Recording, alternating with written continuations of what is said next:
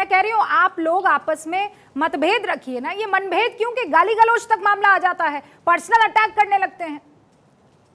नहीं रूपिका जी, बिल्कुल आपने उचित बात कही है कि राजनीति में मर्यादा होनी चाहिए, राजनीति में अपनी सीमाएं होनी चाहिए। और पुनः मैं राहुल जी को स्मरण कराना चाहता हूँ, आप बार बार भिदोड़ी जी का उदाहरण देते हैं।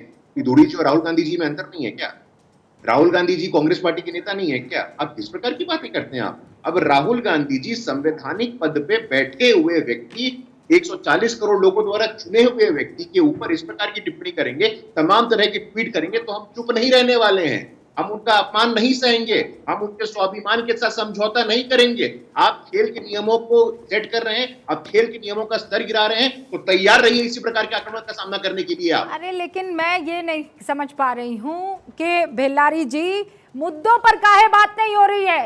एक को मोदी बिन तुगलक, दूसरे को रावण, फिर मोदवानी, फिर उसके बाद तमाम तरीके के आप नाम ले लीजिए ना, हम इस पर ही क्या चुनाव लड़ेंगे इस बार?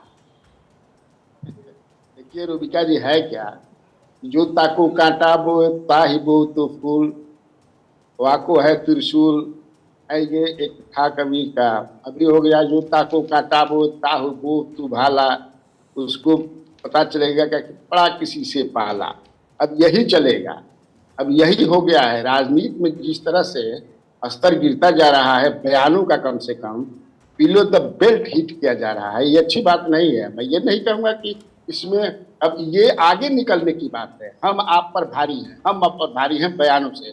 इस पे एकदम जुबान जो है, पहले ऐसा नहीं था, एकदम ऐसा नहीं था। मैं भी 40 साल से पत्रकारिता में हुआ देखता हूँ, लेकिन अभी जो स्तर हो गया है, हर जगह हो गया है, एकदम दुश्मन की तरह लोग एक दूसरे को देखते हैं, प्रतिद्वंदी नहीं देख रहे हैं। या ऐसा नहीं होना चाहिए, और इसको ठीक करने का दायित्व जो है इन्हीं लोगों पर है। हम लोगों पर थोड़े हाथ तो जैसा देखते हैं, बताते हैं, दिखते हैं, बोलते हैं, लेकिन अब ये नहीं लगता है चुनाव तक और बढ़े। सच कहूं तो अगर इस तरीके से चुनाव लड़े जाएंगे तो फिर तो तमाशा बनेगा, और तमाशा फिर देखा जाएगा।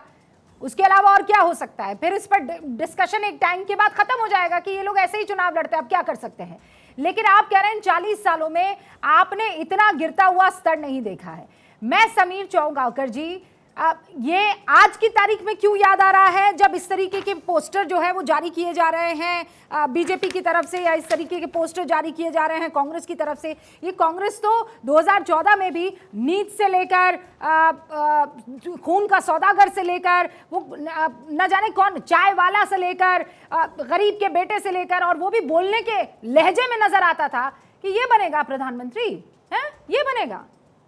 बिल्कुल, मुझे लग रहा है कि मौत का सौदागर का जिस तरह का बयान था, उस बयान के बाद से ये सब शुरुआत हुई है देश के अंदर राजनीति। लेकिन मुझे कहना है कि दोनों पार्टी को इस बात बारे में संयम बरतना चाहिए। मुझे लग रहा है कि अब जब चुनाव का समय आ गया है तो सर्वदलीय बैठक करके एक आचार संहिता बयानों पे, वक्तव्य पे, पुस्तकों भी करना चाहिए। मैं आपको दो घटना का जिक्र याद दिलाना चाहता हूँ कि इतिहास में किस तरह की दो घटनाएं घटी थी। सुषमा स्वराज बेल्लारी में 1999 में सोनिया गांधी के खिलाफ चुनाव लड़ रही थी। वहां पर सोनिया गांधी को लेकर बहुत आपत्तिजनक पोस्टर्स लगाए गए थे। बेल्लारी में सुषमा स्वराज ने बहुत नाराजगी जाहिर की, सारे पोस्टर हटवाए और ये कहा कि सोनिया गांधी एक पार्टी के राष्ट्रीय नेता है, सम्मानीय महिला है, मैं भी एक महिला हूँ, मैं भी एक पार्टी की, हम चुनाव लड़ रहे हैं आपस में, दोनों का सम्मान रहना चाहिए, और इस तरह की भाषा और पोस्टर में बर्दाश्त नहीं करूंगी सोनिया गांधी के खिलाफ, ये बेल्लारी में उन्होंने कहा था। और उसके पहले 1984 में अटल बिहारी वाजपेयी के खिलाफ माधवराव सिंधिया ग्वालियर में चुनाव लड़ रहे थे। उस समय भी माधवराव सिंधिया के खिलाफ कुछ अपशब्दों का प्रयोग और पोस्टर्स लगाए गए थे बीजेपी की तरफ से। तब अटल बिहारी वाजपेयी ने भी ये कहा था कि माधवराव सिंधिया से मैं चुनाव लड़ रहा हूँ, मेरे उनसे मतभेद हो सकते हैं, मनभेद नहीं है। इस तरह की भाषा ये जब आप बात कर रहे थे ना, तो एक चीज अचानक मुझे स्ट्राइक की। इसका मतलब ये है कि आज की तारीख में हो रहा है। अरुण राजभर जी, आप तो खुद एक युवा हैं, कहीं ऐसा तो नहीं है कि पुराने टाइम में जब चुनाव लड़े जाते थे तो ये सोशल मीडिया नहीं होता था? और मैं जानती हूं कि जब ये सवाल आपसे पूछूंगी तो बहुत सारे यंगस्टर्स हैं जो मेरे ऊपर अटैक करने वाले हैं इस सवाल के बाद। ये जो युवा हैं जिनके हाथ में सोशल मीडिया की बागडोर आ गई है, उनके लिए दिस इज नथिंग, ऐसा वाला जो भाव होता है, कहीं ऐसा तो नहीं है कि सोशल मीडिया पर अट्रैक्शन के लिए और जितने रीट्वीट्स और जितने लाइक और जितना, मतलब क्या हुआ, बदनाम हुए तो क्या हुआ, नाम तो हुआ। ये इसलिए तो नहीं है कि सीनियरिटी लेवल और इस वक्त जो नया युवा आ रहा है, ये लोग नहीं समझ पा रहे हैं कि चुनाव ऐसे नहीं लड़े जाते हैं। नहीं, देखिए, देश में लोकतांत्रिक व्यवस्था में लोकतंत्र एक स्वच्छ बनाने के लिए राजनेताओं को जिम्मेदारी दी गई है कि राजनेता देश के सामने देश के बुनियादी मुद्दों पर चर्चा करें और बुनियादी मुद्दों पर बहस कराए, ताकि देश को एक स्वच्छ दिशा में ले जाया जा सके। लेकिन हकीकत क्या है कि शुरुआत किधर से होती है? अभी आपने देखा कि अगर 4 महीने के घटनाक्रम को देखेंगे, तो जिन मुद्दों पर चर्चा होनी चाहिए उन मुद्दों पर बिल्कुल चर्चा नहीं हुई है। हाँ। अब तमिलनाडु से उठाकर देखिए, बिहार से उठाकर के, दिल्ली से उठाकर उत्तर प्रदेश में सिर्फ और सिर्फ धर्म पर आक्रमण हुआ है। ये क्या ये एक प्रायोजित कार्यक्रम नहीं था? ये एक सोची समझी रणनीति था। आपने उठाकर देखा समाजवादी पार्टी ने क्या कहा कि ब्राह्मणों का कोई अस्तित्व नहीं है। कांग्रेस का नेता ने कहा कि मंदिरों पर हिंदुओं को फांसी पर चढ़ा देना चाहिए।